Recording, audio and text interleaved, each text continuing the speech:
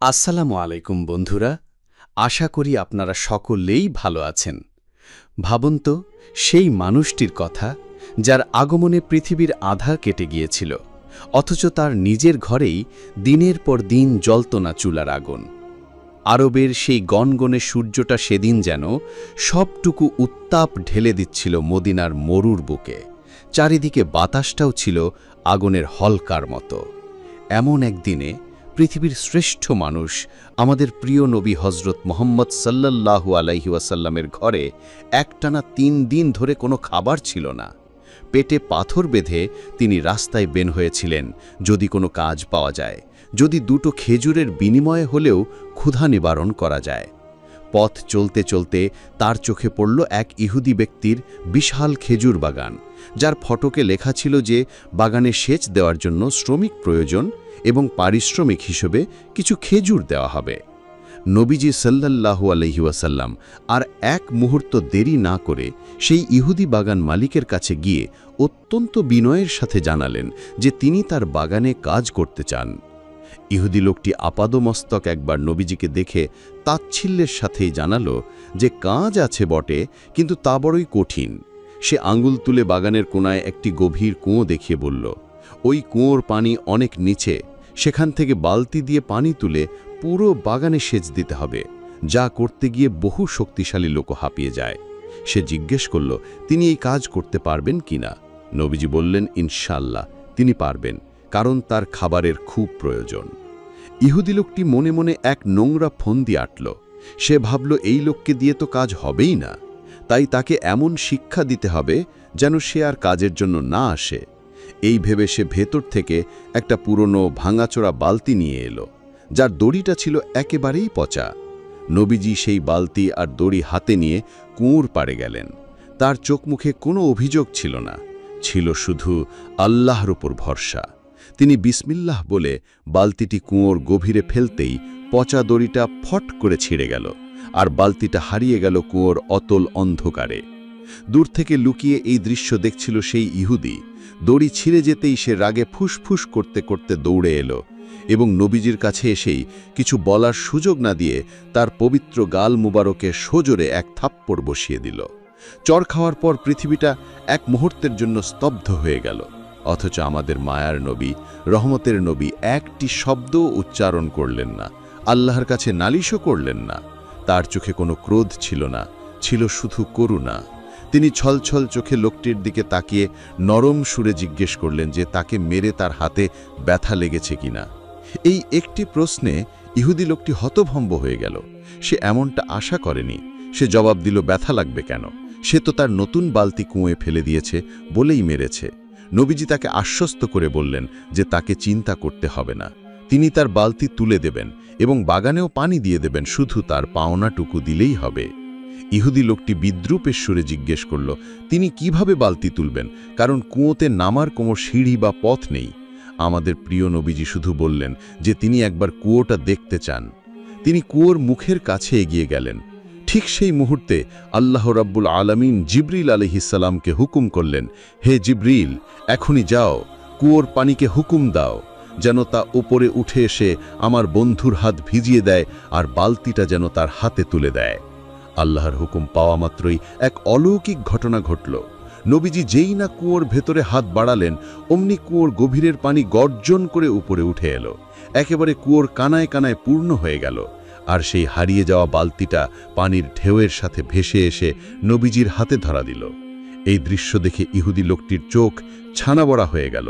সে মনে মনে ভাবতে লাগল, এ তো কোনো সাধারণ মানুষ হতে পারে না। এরপর নবীজি অবলীলায় সেই কুয়ো থেকে পানি তুলে পুরো বাগানে সেচ দিলেন। কাজ শেষে ইহুদি লোকটি কাঁপতে কাঁপতে তার হাতে কয়েকটি খেজুর দিল। নবীজি সেই খেজুর হাতে নিয়ে বাড়ির দিকে রওনা হলেন। বাড়িতে ফিরে তিনি প্রথমে খুঁজলেন তার কলিজার টুকরো 2 নাতি হাসান ও হোসেনকে, কিন্তু ঘরে তাদের পেলেন না।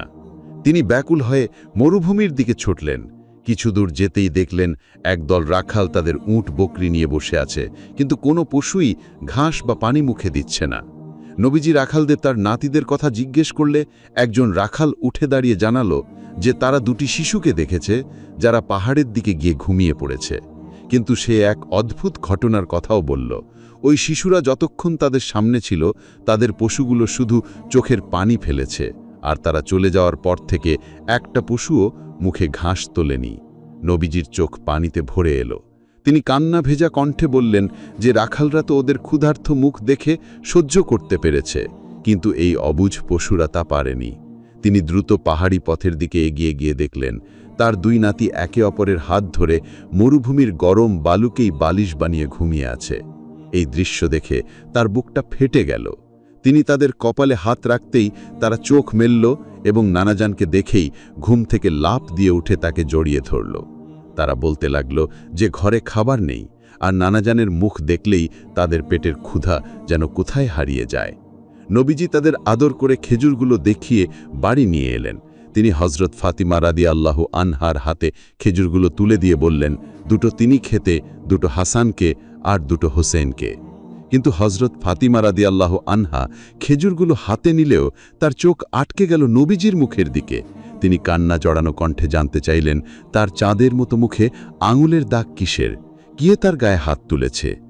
ঠিক সেই মুহূর্তে দরজায় কেউ একজন কড়া নাড়ল। অন্যদিকে সেই ইহুদি লোকটি যখন বাড়ি ফিরল, তার স্ত্রী তাকে জিজ্ঞেস করল সে কাকে মেরে এসেছে।